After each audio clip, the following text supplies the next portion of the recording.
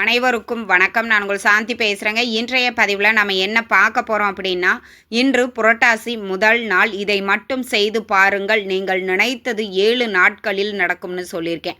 அப்படி நம்ம என்ன செய்யணும் அப்படிங்கிறத பற்றி இந்த பதிவில் நாம் தெளிவாக பார்க்க போகிறோம். வாங்க வீடியோக்குள்ளே போகலாம்.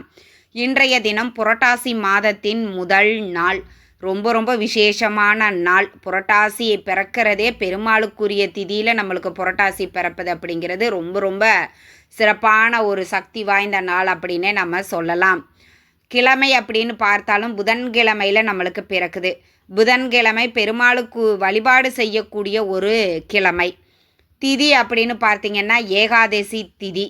இந்த புரட்டாசி பிறந்தாலே எல்லாரும் முதல் நாளே வீட்டையெல்லாம் சுத்தம் பண்ணிட்டு, இதுவரைக்கும் அசைவ உணவை அவங்க சாப்பிட்டிருந்தாலும் இனிமே அசைவ உணவை தவிர்த்து விட்டு சைவ உணவுகளை எடுத்துக்கொண்டு பெருமாளுக்கு விரதம் இருந்து எல்லாரும் இந்த புரட்டாசி மாதம் முழுவதும் பெருமாளை வழிபாடு செய்யக்கூடிய ஒரு சக்தி வாய்ந்த ஒரு மாதமாகும் இல்லைங்களா? அப்போது இந்த மாதத்தில் புரட்டாசி முதல் நாள் ரொம்ப எளிமையாக நம்முடைய வீடுகளில் எப்படி வழிபாடுகள் செய்யணும் அப்படிங்கிறத நான் சொல்லிடுறேன்.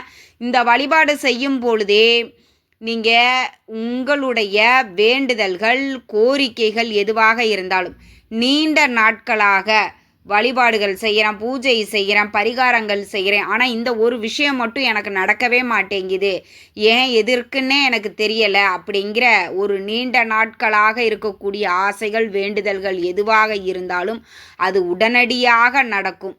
இந்த ஒரே ஒரு விஷயத்தை மட்டும் புரட்டாசி முதல் நாள் நீங்கள் செஞ்சு பாருங்கள்.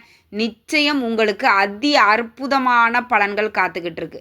நீங்கள் வேண்டினது 7 நாட்களில் உங்களுக்கு நடக்கும். பொதுவாக புரட்டாசி மாதத்தில் திருப்பதி வெங்கடாச்சலபதியை வழிபாடு செய்வாங்க. குறிப்பிட்டு நம்ம தமிழ்நாட்டில் பார்த்தீங்க அப்படின்னா ஸ்ரீரங்கம் போவாங்க. திருப்பதி போக முடியாதவர்கள் கூட ஸ்ரீரங்கம் போய் பெருமாளை தரிசித்துட்டு வருவது அப்படிங்கிறது ரொம்ப சிறப்பான பலன்களை கொடுக்கும் அப்படிங்கிறது ஐதீகம். எல்லாராலையும் போக முடியாது அப்படின்னாலும் உங்கள் வீடுகளில் பெருமாள் படத்திற்கு முன்பாக நல்ல சுத்தம் பண்ணி மஞ்சள் குங்குமம் வச்சு துளசி மாலைகளால் அலங்காரம் பண்ணி வாசனை நிறைந்த மலர்களை வைத்து கொள்ளுங்கள். தீபம் நான் எப்பொழுதும் சொல்கிறது தான், நெய் தீபமாக ஏற்றிக்கோங்க. இன்றைய தினம் ஒரு நாளாவது நெய் தீபம் ஏற்றி வச்சுட்டு நீங்கள் பிரசாதம் நெய்வேத்தியம் வைப்பீங்க இல்லைங்களா? சர்க்கரை பொங்கல் வைக்கலாம், பாயசம் வைக்கலாம், பாசிப்பருப்பு பாயசம் வைப்பாங்க, அதெல்லாம் ரொம்ப விசேஷம். அதை நீங்கள் வைங்க. ஏதாவது இனிப்பு வகைகளை நெய்வேத்தியமாக வையுங்க. வச்சுட்டு இப்போ நீங்கள் வழிபாடுகள் செய்வதற்கு முன்பாக இப்போ நான் சொல்லக்கூடிய இந்த ஒரு விஷயத்தை மட்டும் செய்யுங்கள். என்ன செய்யணும்னா, ஒரு பச்சை நிற துணி எடுத்துக்கோங்க. அந்த துணியில் 7 1 ரூபாய் நாணயத்தை வச்சுக்கோங்க. 7 1 ரூபாய் நாணயம். ஒரு 5 ரூபாய் 2 ரூபாய் 1 வைக்கலாமா, இல்லை எல்லாமே 2 ரூபி காயின் வச்சு 1 ரூபி காயின் வைக்கலாமா அப்படின்னா எப்படி வேணாலும் வச்சுக்கோங்க. ஆனால் 7 ரூபாய் வைக்கணும். வச்சுட்டு அதில் பச்சை கற்பூரம் ஒரு துண்டு, துளசி இலைகள் கொஞ்சம், ஏலக்காய் 3 இப்படி வச்சு அதை ஒரு முடிச்சா தயார் பண்ணிக்கோங்க. தயார் பண்ணிவிட்டு அந்த முடிச்சை அப்படியே உங்கள் உள்ளங்கையில் எடுத்துக்கோங்க. திருப்பதி வெங்கடாச்சலபதியை மனதார பிரார்த்தனை பண்ணிக்கோங்க. உங்களுடைய வேண்டுதல், கோரிக்கைகள் எதுவாக இருந்தாலும் அதை பெருமாள் கிட்ட மனதார பிரார்த்தனை பண்ணிக்கோங்க. எனக்கு இந்த விஷயம் நடக்கணும், இது என் வாழ்க்கைக்கு ரொம்ப முக்கியம், இதை நான் விட்டுட்டேன் அப்படின்னா நான் என்ன செய்வது அப்படின்ற ஒரு கண்ணீர் மல்கி அவரை பிரார்த்தனை பண்ணிக்கோங்க. பண்ணிட்டு அந்த முடிச்சு இருக்குது பார்த்தீங்களா, அதை அப்படியே உங்கள் உள்ளங்கையில் வச்சுக்கிட்டே ஓம் நமோ நாராயணாய நமக, ஓம் நமோ நாராயணாய நமக, ஓம் நமோ நாராயணாய நமக அப்படிங்கிற மந்திரத்தை 108 முறை அல்லது 27 முறை நீங்கள் உச்சரித்து விட்டு அந்த முடிச்சு வச்சுருக்கீங்க இல்லைங்களா, அதை அப்படியே பெருமாளினுடைய பாதத்தில் வச்சுருங்க. இது ஒரு சிலருக்கு 7 நாட்களில் நடக்கும், ஒரு சிலருக்கு 2 நாட்கள்லையே நடக்கும், ஒரு சிலருக்கு புரட்டாசி கடைசியில் நடக்கும். இப்படி அவங்களினுடைய கர்ம வினைகளுக்கு ஏற்ப சீக்கிரமாகவோ லேட்டாகவோ கண்டிப்பாக ஆனால் நடக்கும். அப்படி நடந்து முடிந்த பின்பு உங்களுக்கு வசதி இருக்குது, திருப்பதி என்னால் போக முடியும், ஸ்ரீரங்கம் போக முடியும் அப்படிங்கிறவங்க அந்த 2 தலங்கள்லையுமே கொண்டு போய் உண்டியலில் இந்த பணத்தை அப்படியே முடிச்சோட அந்த ஏலக்காய், பச்சை கற்பூரம், துளசி இலைகளோடு சேர்த்தே உண்டியலில் போட்டுடுங்க.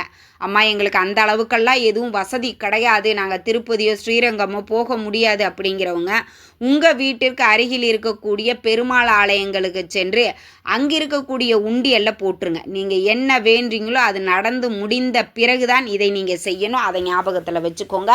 ஆனால் கண்டிப்பாக நீங்கள் புரட்டாசி முதல் நாள் இதை நீங்கள் செஞ்சு பாருங்கள்.